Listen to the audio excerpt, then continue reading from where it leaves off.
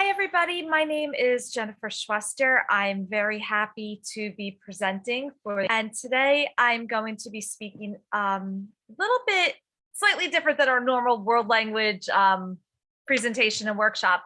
So I'll be talking about the words we choose, bringing more compassion into the classroom. And yes, there are ways to do this in our target language, and you can do that, but it's about ways to reconnect with our students. We've all been through a really challenging time. We're either still in it because I know not everybody is back fully. Some people are now back quarantining again, sadly. And it's just not what it is. And our students lost a lot of ground, not only educationally, but in their social and emotional growth, and how to deal with each other and deal with other people. And we've done that ourselves too, because not only have we been trained with our students, we've also had our own families that we've had to help work through everything. Whether you have young children, you old children, you're caring for parents. It's just been too much. It's been way too much. So I hope through this, we get a few moments of self-reflection and that we are able to get ourselves refocused for what we have to do, not only in our classrooms, just in our lives. If you're taking an airplane, this might help. If you're talking to a salesperson, it might help. We hear all kinds of really sad news stories lately. So let's just bring some more compassion back into our lives and back into our worlds. So very briefly, I am in my 23rd year teaching French. I currently teach at Brick Memorial High School in Brick, New Jersey. It's my 9th year there. And I've also been practicing yoga for the past 7 years because gosh darn it, I needed that. So being the teacher self that I am, I decided to become a yoga instructor, and I've been teaching for 3 years, but my practice is a little bit different. I'm taking my yoga knowledge and how do I bring that into my classroom? How do I bring that in the target language? And how do I bring that to the communities that don't normally get yoga services or welcome yoga services? So senior communities, special needs, especially young adults because they need that socialization, and also for our emergency services, so our police, fire, EMS, and dispatchers. So I do little different things. It keeps my brain busy. But anyway, let's move on to our workshop experience. So I understand we all have 800 million things to do. I'm there. I'm with you. I am one of those people. Just for a few minutes, do your for you. Try to avoid multitasking if possible. There's going to be interruptions. You might have people in your house as you're trying to listen to this. Then just pause it and come back. But take this time for you. Engage your body. Invite awareness to where you are right now. Where are you sitting? What are you doing? Be aware of your feet. Be aware of your seat. If we're looking for something for the classroom. And engage your mind. Invite yourself to be open-minded and curious. Obviously, if you are watching this, you are just like, hey, this seems really interesting, or hey, I need to reconnect with my students. I need to continue to make my classroom a kinder place. So, and we do that. We do that all the time, but it's hard. And when we're at our end, it's hard to keep encouraging that for our students. So I'm here to help you with that. So briefly, our learning objectives are: what is compassionate mindfulness? So there is mindfulness, there is a yoga aspect to this, but we're not doing yoga. How can I create a compassionate and mindful classroom? I'll give you a couple quick activities that you could bring in, and some more of the life skills that you'd like to develop and help your students develop. So we're going to start off with a little scenario. And it's voluntary. You don't have to think about this. If there's any triggers or anything going on for you, definitely please feel free to fast forward a little bit through this, because I understand some of us might be in these situations. And it's going to lead into what I'm talking about with our students. So which one of these would you least like to experience yourself? Food insecurity, chronic illness or pain, parentification. So that's when a child is forced to take on the role of an adult. Many children get pushed into the role of caretaker for their younger siblings or become the referee for their parents' arguments. And we did see this a lot in the past year and a half. I had students who were working 2 jobs because their parents didn't have a job or source of income. So there were things I had to let go since they were so honest with me. I was like, okay, your work can be late because they're at work. They're not able to do the schoolwork during that time, but they were doing it, but it was hard. So anyway, neglect, isolation, or rejection. So what are those for? Just briefly think about it. Obviously, I love my students. We've all been through a lot, and we're still reeling from this. So now that you've chosen one you'd least like to experience it, now switch your thought. You are experiencing one of these life situations, and perhaps you are. And again, as I said, if you're being triggered, fast forward. But if not, hang in there. Think about that experience that you're in, hopefully not for real. And think about your feelings. What thoughts are arising? What sensations are happening in your body? And just acknowledge them. We're not judging them. We're not even putting a name to them. Just notice what's happening.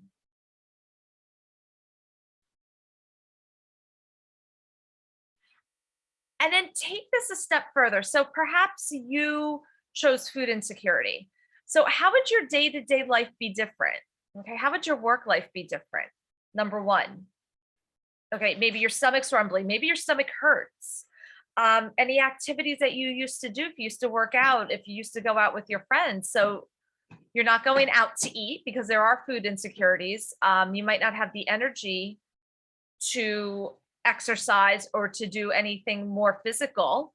When we're cranky and hangry and hungry and you don't know where that food's coming from, there's going to be relationship issues. When we're concerned about that present moment, what's going on, we're not able to think about the future. We're very focused on that present, and your moods and outlook might be significantly different from what you are used to for you.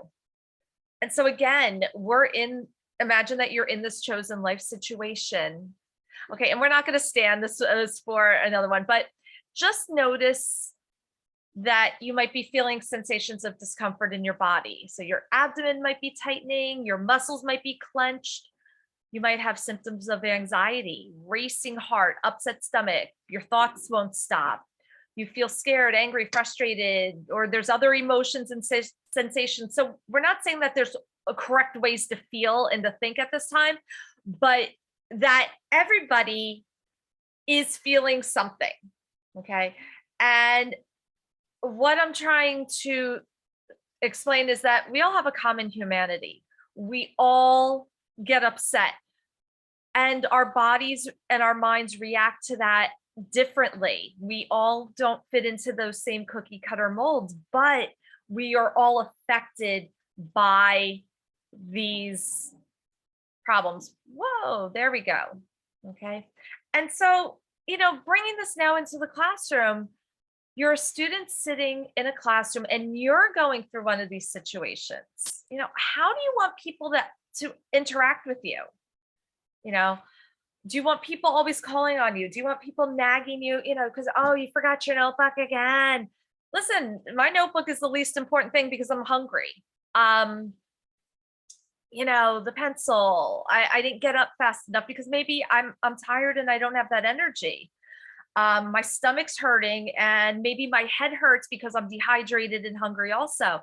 So if someone's just hounding on you, that's where those reactions happen. That's when emotions come out, especially, in children and teens, because their brains are not fully developed. They're not completely doing, where they need to be in their lives. So part of what we're going to do in this workshop is, how do we help them? What are some little techniques to help ourselves get resettled and not react, or to respond with compassion, and how to show them and be models of that for them. So now, after that whole situation, I'm feeling a little tense, so shake it out, and we're going to return to the present. Okay, we've got to let that go. So just sit in your chair. We're home, or if you're laying down on the couch listening, that's fine too. And just draw attention to your feet. Are you wearing socks and shoes? If you have socks on, how do your socks feel? Are they tight? Do they have that seam that bugs you? How do your shoes feel? Mine are tied a little bit too tightly, but I can still wiggle my toes. I can feel the floor through the bottoms of my shoes. You know, where are the backs of your thighs and your bottom touching the chair? Is your weight equally distributed or you're like slouched? And what sensations are you feeling? Do you feel antsy? Do you feel like you can sit still? And then just take a moment to notice your breath. It's happening. It's coming in your nose. It's coming out of your nose. So take a moment to notice that. And bring yourself right back to our workshop.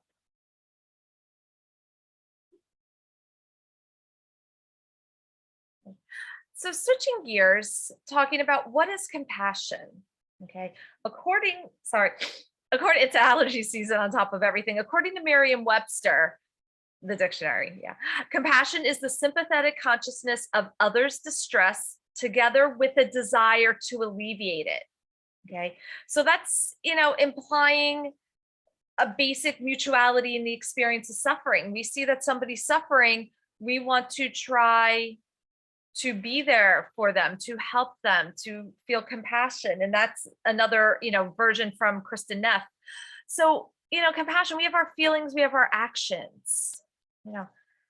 When we feel empathy towards somebody or toward a situation, that's just a feeling.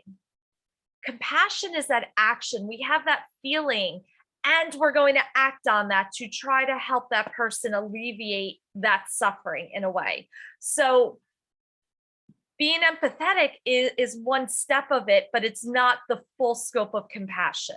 To be compassionate, you have to have an action behind it, not just that feeling that you want to. Oh my goodness. Okay. So, when we think of words that we use when we're talking about our feelings and how we react to other people, there's pity. Okay. You acknowledge pity is like, oh, I see somebody suffering. Okay. But that's like a poor me and a poor you. Okay. I feel bad. And we feel that way. Sympathy, I care about your suffering. I feel bad. So it's slowly coming out of that pity. The empathy, I feel your suffering. But that compassion, once we get there, I want to relieve your suffering. Okay. When you get to that compassion part, that's when you remember that everybody suffers and that everybody is human, no matter who they are, no matter what situation they're in. And you want to help relieve that suffering. So kindness and compassion for others and also for ourselves helps us to cultivate mindfulness. And then through that mindfulness, through those pauses, that time between our reactions, that's when we show compassion to other people. But again, we also have to do this for ourselves, because if we're not self-compassionate, if we're not helping ourselves, then how the heck are we going to help anybody else? And if we neglect ourselves, we're not going to be able to give to anybody else. So thinking about mindfulness. So as I said, we are getting into, a little bit of, this is an aspect of yoga. So sorry. And, with mindfulness is just one part of yoga. And my notes went away completely. So anyway, so with mindfulness, we are being fully present, being aware of where we are. I'm in my dining room. You can't see the messy parts. I'm being fully aware of what I'm doing. I was trying to find notes on another device. So no, I was not fully aware for a moment, and I brought myself back. And to not being overly reactive to what is happening around you and to you. It can be paying attention on purpose. It is a valuable tool for emotional stabilization. And being mindful, practicing mindfulness helps to create a compassionate mindset. And then in turn, that compassion feeds more mindfulness. So It's helping you and it's helping others. Okay. So there's our listing about that. So quick ways that we can be mindful, because we get caught up in our day to day, we get caught up in what are we doing or what are we feeling, and we're forgetting what's going on with ourselves. So the first way to do this is, let's be mindful. 5, 4, 3, 2, 1. Okay, nice and easy, because we can remember 5, 4, 3, 2, 1. When I do this with students in the classroom, I do remind them we're talking in our heads. We're not saying it out loud unless you want to model it that way. It can be done in the target language, but name 5 things you can see. I see myself talking on the projector. I see my halo light behind my computer. I see pictures on the wall. I see my cup of water over to the side, and I see my glasses. 4 things you can hear. I can hear the fan in my computer. I hear my adult child, to the 18-year-old, dropping things upstairs in his room. I hear my husband putzing around, but he's very quiet. And I don't really hear a 4th thing, and that's okay. Okay, it's just a guide. It's not like concrete rules, like you have to do A, B, C, and D. 3 things you can touch. I can touch my hair. I can touch my legs. I can touch my computer. 2 things you can smell. It's allergy season. Like I said earlier, I'm not really smelling anything. So that's okay. It is what it is, but I've acknowledged it. Okay, not really happening. And then something you can taste. Maybe you can taste that your mouth feels stale. Maybe you just had a gum or a mint. Maybe you just had something to eat, and you can do that. So we're coming from that outside, what we're seeing and hearing, coming a little bit closer, touching, and coming really close to us, smelling and tasting. So one quick way. Another acknowledgement, are you wired and tired? Hello? Yeah, is this not our lives or what? But this is us. This is what we do. We are wired and tired. We have a lot of caffeine, and we definitely don't get enough sleep. And gosh darn it, I teach at a high school that begins at 7:10. So there's just all the craziness right there. High school and 7:10 in the morning should not even be synonymous. They are. I won't even tell you what time I get up, because I'm sure a lot of you do too. And yeah, it stinks. It stinks. I'm doing this. It's now like 8:30, and I'm ready to go to bed, which I'll be doing soon. But I'm here to speak to you, and definitely this is what I love to do. But when we're wired and tired, our reactions to any stressor is to freeze and try to get the heck out of there. It's like what our primitive, responses come back in. When I'm stressed, when I feel like someone said something mean to me, I'm going to freeze and maybe attack, or I'm going to freeze and try to get the heck out of there, that fight or flight. And that's not what we want, because when we're wired and tired, we are not pausing before a response. So we're reacting instead. We're not thinking about it. And that's also going to continue to not give us a compassionate response to anybody. So when you're feeling wired and tired, part of your pause, part of any reaction, you want to stop and think to yourself, and remember the acronym HALTS. It used to be HALT, like stop, but HALTS. And double check with yourself, are you hungry? Are you angry? Are you lonely or feeling isolated? Like, you said hello to 5 people in the hallway at school and nobody answered back. Are you tired? Or are you sick? And I caught myself the other day. I actually had to do this. I was multitasking and a little tired, and I was trying to do something, and a student really wanted me to watch this video, and I knew that. And I still had to answer a couple of emails. They were doing a quick task. I was trying to answer the email. I was trying to do something else. And she's like, Madam, did you get my email? And I just looked at her. I was like, yes, now I'll get to it. Stop, I'm focusing. And then after a couple of minutes, I was like, oh, that wasn't the best reaction. I just reacted. And I was like, hi, my apologies for earlier. I did not mean to snap at you. I was in the middle of multitasking a few things.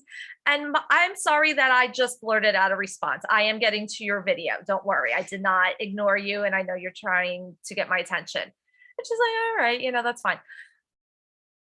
We're human. And we have to also model for our students when, one, I'm like, woohoo, yay me. I recognize that I did that, because in the past, I would have just gone through my day. So I was proud of myself that I recognized it, and then modeling that good behavior. Okay, I did that. I really need to apologize. And I apologized in front of the whole class because they heard me snap. So I felt, okay, I really need to apologize in front of that whole class too. And you just get those looks, but that's the modeling. Like, we're all human. And I remind them of that. We are all human. They are going to have their days. I'm going to have my days. We try not to. We're trying to put a halt to some of those reactions. And then how do we keep moving forward? But when we're tired, when we're wired and tired, when we're not paying attention to the things that are we're sick, we're tired, we're lonely, we're hungry, hangry is a big one. In our workplace, we also have those reactions with our coworkers. When we're feeling these things, when we feel like we're losing our compassion, that's when the conflicts with colleagues start. Who left the copier jammed again? Who jammed up the paper towel roll? Why can nothing work? Who spilled their coffee and left it? And instead of just saying, okay, could somebody, clean that up, or just cleaning it up yourself? Not always, but occasionally it's a nice thing to do. You're like, hey, I know that was you that overflowed the coffee maker, because for some reason we think a 1-cup Keurig can take a full bottle of water. I don't know. Call me crazy, but that's the thing, and how do you react? Or just a gentle reminder, hi, the cup that your coffee's in, that's the only amount of water that you should be putting into the Keurig when you make your cup of coffee. And that way it won't overflow on you next time. Just a hint. But it's to say it much nicer. But, when we're feeling that way, there's our loss of compassion. We have difficulty disengaging from the school role. When my children were little, I'd go to the park and I always found myself giving other people the evil eye, like, or the teacher look, like, I know you're doing something you shouldn't be, especially the middle schoolers that were there at the time. Like, they stopped going to the park. I stopped trying to walk by the park because I cannot look at it, because I'm like, I have trouble disengaging from my role, and my role is not the playground monitor. Overwhelm and burnout. How many articles are out about this? How many of us are to that point? Okay. So if we're not taking ourselves, if we're not practicing self-compassion for ourselves, we're going to have a really challenging time bringing that to our students. And then the challenges of coping with student behavior. We have some students who have not physically been in a classroom for 1.5 years, and now we expect them to come back to 80-minute block scheduling. Yeah, they're sitting in a seat when they've spent 1.5 years hanging out in their bed, or being outside during class, or maybe just not coming to class at all. So, how do we work ourselves back into these good routines? We are reteaching skills that these students had established a long time ago, and we've gotten out of those habits. So we're taking on even more roles. Why does Canva do this? There we go. Okay. So for yourself during the day, there's a lot of quick reset techniques before we have that reaction, before we say something that we shouldn't. So the first one is just instant calm. You're going to take 2 quick breaths in through your nose, hold it very quickly, and then a long exhale through your mouth. Make it noisy. Sometimes that extra noise gets the stress out. So 2 quick breaths in, a long one out.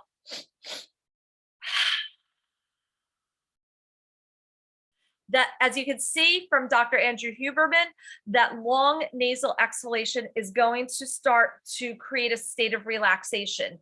So when that's happening, we're starting to massage our vagus nerve, the longest cranial nerve in our body, starts at the back of our head, separates around our neck, goes along our spine, intersects back around all the inner organs. Very simplified scientific explanation of that. But that quick, if we're doing that long inhale, we're going to be like, hey, I know what's going on now. But when we need to settle, When we need to perk up, that's going to be our next one. So calming down, too quick, one long, right out of the mouth. But when you breathe in, make sure you're breathing in through your nose, not in through your mouth. The next reset is that deep belly breath. So that you're going to do that long inhale through your nose. Feel your belly push out. So it's the opposite of exercise breath. And then on your exhale, that belly's going to come in, long exhale through the nose. So you can even try to put your hands on over your belly. Big inhale. Feel that belly push out and exhale. And it can be noisy. Our breath does not need to be quiet. Some people are very quiet breathers. I think in the role of modeling, I've become a very noisy breather. I don't think I used to be, but I could be incorrect. So big inhale and an exhale. And again, coming back to the vagus nerve. So as I said earlier, that vagus nerve intersects throughout our internal organs. So by taking that deep belly breath, we are telling ourselves through that nerve that it's time to settle down. Okay, so with that longest nerve, by activating your abdomen, your abdominal region, that's going to help you also to settle down. Okay, another great one that I do with the kids also is a take 5. Okay, when I teach it though, especially middle school, we turn our hands sideways. You'll see in a moment. So starting with a finger from your opposite hand, you're going to go to the base of your wrist. And you're going to trace along the outsides of your fingers. So big, as you trace up to the tip of your thumb, big inhale through your nose and exhale down the other side. Inhale to the tip of your pointer, exhale. Inhale to the tip of the middle. That's why we don't have our hands up. Yes. Exhale, inhale, exhale, inhale, exhale back down to the wrist and reverse that.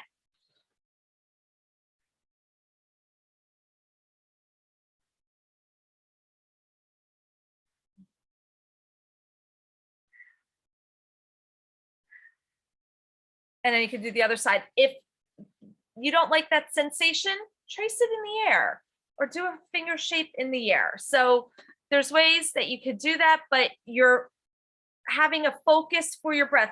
Sometimes I even have students look at their palm and do the tracing that way, or they can look down and look at it. And that's giving them a focus, taking them from whatever craziness is going on. Let's bring that focus down some more. Okay. Another fun one that could even be done in the classroom during transitions to activities. This is how we help to alleviate sitting for 80 minutes straight again during blocks. Mindful or regal walking. Je suis le roi ou la reine. So what's in the mind is in the body, and what's in the body is in the mind. So imagine yourself that you're royalty and you're walking slowly. Your back is straight. Your chin is slightly tipped up, but not too much. You don't want to be super snippy. And you have pride, alertness, and confidence. And then you have to walk slowly. You don't want to disturb anything around you. So regally walk back to your seats, please. Okay. Giving them a transition, but also in that, by slowing down, they're becoming more aware of what's around them, thus becoming more mindful. Thus, in turn, will help them be more passionate and not react always as strongly to others. So you could have fun with that. Can we walk quickly? Can we walk slowly? You know, who are you in the royal court? What would your king or queen name be? What would your title be? You can have a lot of fun with that, especially in the target languages. If you study that aspect of history in your target languages, assign roles. Okay, so as we're starting to bring some more of this compassion into our classroom, and their strategies, all these strategies are both for the teachers and the students. Do them in your personal life, model them in your classroom, talk about how you use them. You know, again, we are human. You know, we just don't want to say, hey, we're going to breathe with our fingers. All right, well, you figure it out. Well, why do you do that? What would be a good time for you to do that? Do you think that's something, which of those 3 breathing techniques would help you? Talk about it with your students too. Talk about what works for you And they might have solutions when something doesn't work for you, or they might have other suggestions too. But you can read this list, but bringing these strategies into our classroom is starting to help that, but the main thing, self-awareness, because most children, as they develop their proprioception, still is really off, and that common humanity. We are all humans. That's it at the end of the day. We're not this group, we're not that group, we're not this gender. We are just human beings. And so we need to make it work in the space that we're in. So moving on, how do we as teachers foster this culture of compassion in our classroom? And I started to talk about that. What are we modeling? What are we saying to our students?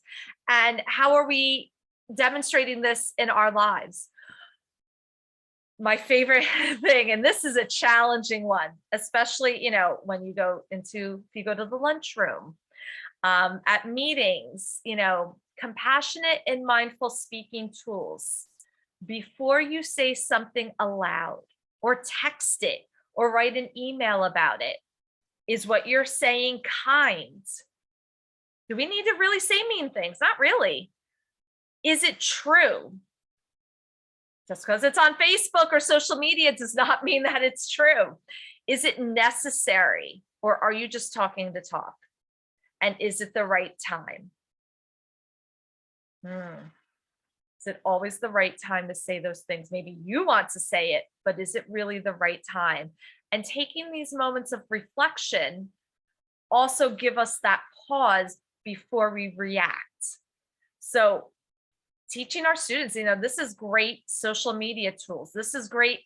These are great life skills, especially, everything's on social media. Well, is it true? Is it kind? Do you need to repeat it or repost it? So you can take it from that speaking even into those actions, and also for yourself too. And listening, becoming a better listener. Okay. So listening can be more important than talking. So most of us are autobiographical listeners. We evaluate as people are talking. We're forming those opinions right away. Yeah, I agree with you. I don't agree with you. We do it through our head motions. Probing. Well, based on my experience or in my problem, I found that and I'm guilty of this. I am one of those people. But to be cognizant of it, that's the step. That's the first step. Advising. Sometimes when, this is also the big discrepancy in relationships, when you are venting about something, and I don't even want to address it to, the men are from Mars, women are from Venus, because it could be whatever your way is. But I've learned in my role with my partner, when I want to vent about something, I try to preface it as, I'm just venting, please listen, or I really don't know what to do. I'm looking for your advice. Because sometimes when we're just venting, we just vent to vent. I got to get this off. That's my stress relief. But the people that are important in our lives want to fix our problems for us. They want to help us. They think that's compassion, but maybe that's not what I need right now. So trying to preface, I'm not looking for a solution or advice. I just need to vent. And that takes all that weight off of them too, where they can focus on you some more and be that better listener. Or I really want your advice, and interpreting, based on what we've gone through, we're bringing that on to them. So before somebody finishes communicating with you, you might have decided prematurely what they mean, whether that's the case or not, whether that's your intention. We might think, I'm really listening to you, but this is what's going on in the background. So we want to make sure that instead of that, we are becoming empathic listeners. That is a superpower for connection. We have all of our superpowers. We're teachers. I can hear really weird things across the room in 3 other languages. I know what you just said. It's also the attitude. Yeah, I know what you just said. Maybe not always, but hey, they think I do. But to be that empathic listener, give the speaker the time. Let go of your own agenda. Put yourself in that other person's shoes, okay? ask questions, but not linked to your own experiences. Just listen. If it's unclear, give them that opening to elaborate further. Let me make sure I understand. This is what you said. And to make sure it's clear. And again, do you want advice or do you just want me to listen? Could also be a question that you ask them to be empathic. And so when you work on that empathic listening skill, it takes time, but if you misunderstood or you assume something, that takes more to go back and correct and deal with unexpressed emotions, unsolved problems. So taking that little bit of extra time then will help. An activity I do with the students, and as you can see, I have French and Spanish up here. I just Googled positive words in whatever language. Sometimes I Googled word cloud. Sometimes they give you the opposites also, but I was just really looking for positive ones. And I'll ask students to just make a little chart about themselves. What are positive attributes of yourself? And you can brainstorm as a group. What are attributes? What are positive ones? How do we describe ourselves? And then ask them, there's some more lists, to create one about themselves, which is challenging. That's challenging because everything's positive on these lists. And unfortunately, many of us are raised in well, you're not supposed to brag. Some people will think of this as bragging. No, it's not bragging. This is what makes you special. By identifying what makes you special, that's not bragging. That's digging out all of your gold. You're sharing your gold. You're sharing your worth. Maybe you're platinum, your diamonds, but what's special about you? And some of these are words that other people use for me. Some of these are words that I'm working on. Some of these are words that I picked. I'm passionate. When I do something, I'm very passionate about it, to the point is, what, you don't agree with me? You should be agreeing because look how passionate I am. It's not so, but I'm passionate about all my subjects, French, yoga, when I'm sharing with all my teacher colleagues, definitely. I've heard generous, trustworthy, yes. If you tell me something, guess what? I think before I say it at school. So I hear a lot. I don't know if that's a good thing sometimes, but it's staying here. And compassionate, that's what I'm working on. How do I have better ways of compassion? How am I that compassionate teacher? How am I creating that compassionate classroom? But students have a hard time with that task, as do most adults. So a way to help them connect in the class, you could take sheets of paper and put students' names on it. And you can have students write a positive trait on each other's papers. Get all those, or you can give them a list of all the students in the class. So if you have 20 students, here's the list of 20 names.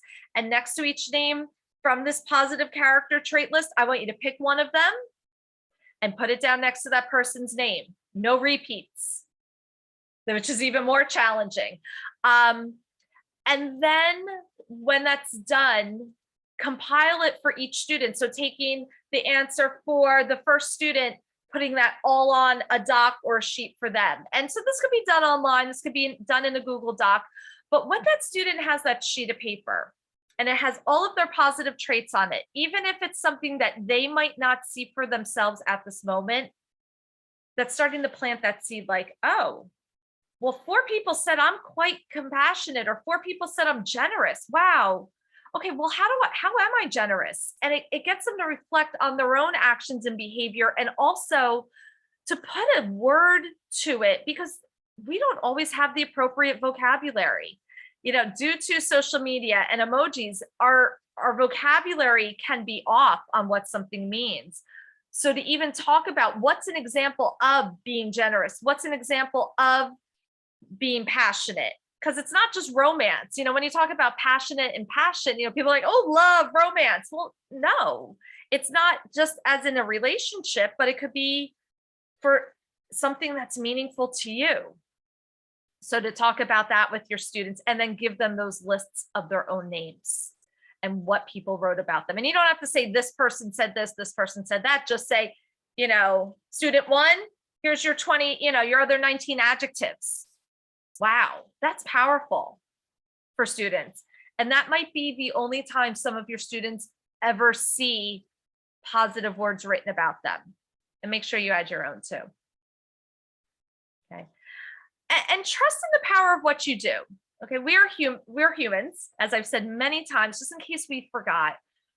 And we may never know the impact that we have on our students. We might never, ever know.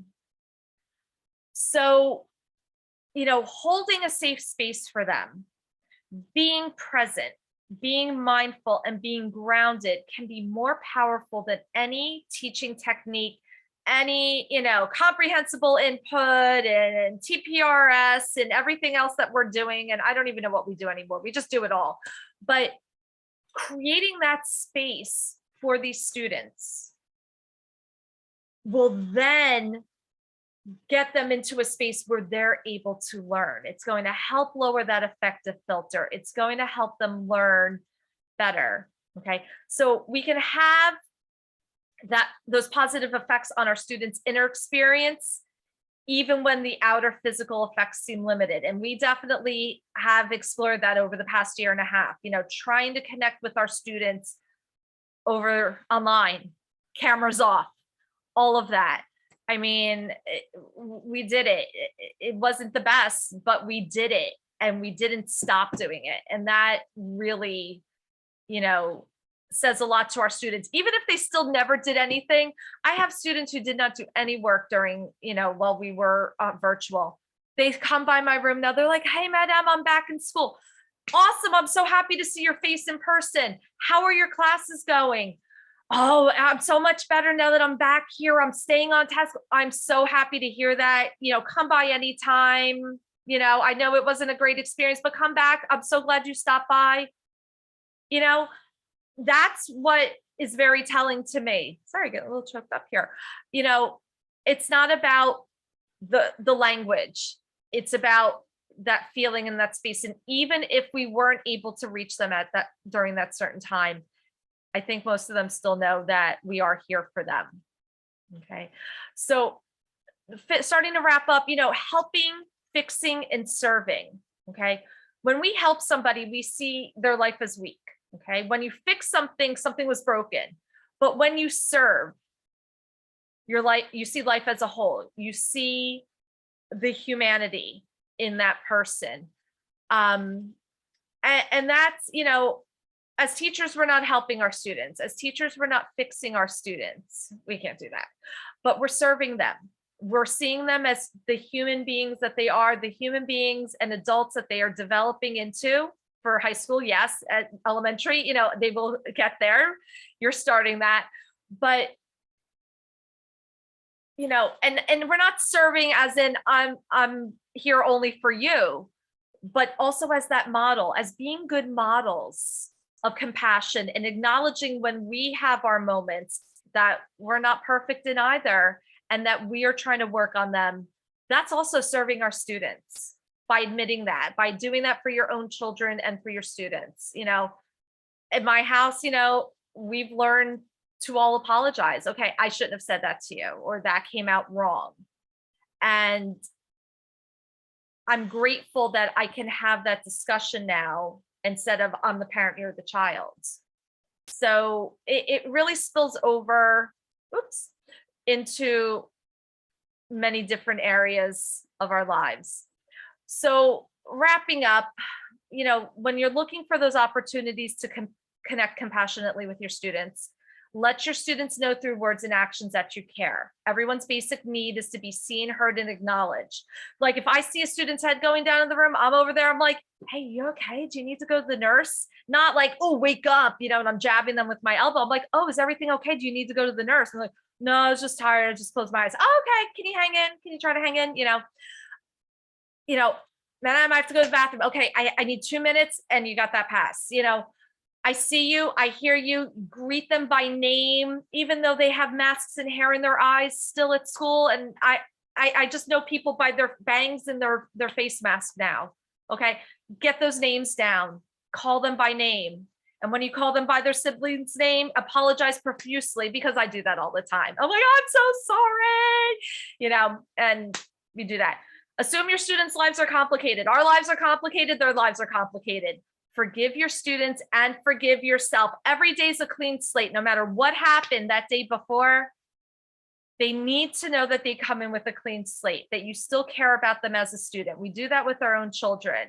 Yes, you did something wrong at home or at school and you're getting punished. I still love you. And as my man child says, he used to say, tomorrow will be a better day. We had a lot of those. It's okay. He survived this long, but it's a clean slate every day. You get a new chance to try again and to do better. Know the difference between compassion and friendship. My students are not my friends. Okay, I have friends. I show them pictures of my friends. These are my friends. I'm not hanging out with them anywhere, but I care about them. And there's that, you still have to keep that line, especially at the high school level. Sometimes they want to tell me things and I'm like, hey, listen, you can tell me. However, these are the criteria that I might have to go to somebody else, depending on what you tell me. And so I do still have to set up some of those guidelines.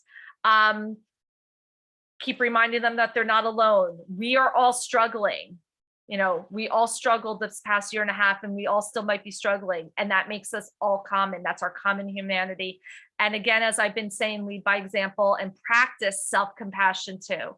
If you're not forgiving to yourself, if you're not being kind to yourself, it's not going to come through and you're not going to be able to do it for your students. So wrapping up, Kira M. Newman said, like happiness, purpose is not a destination, but a journey and a practice. Just like in language classes, we're practicing.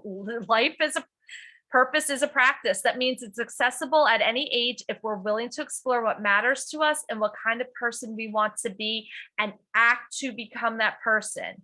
Nobody wants to be a mean person, but we have to make sure that we're doing the right things to become the person we want to be and to define that. So here's some resources.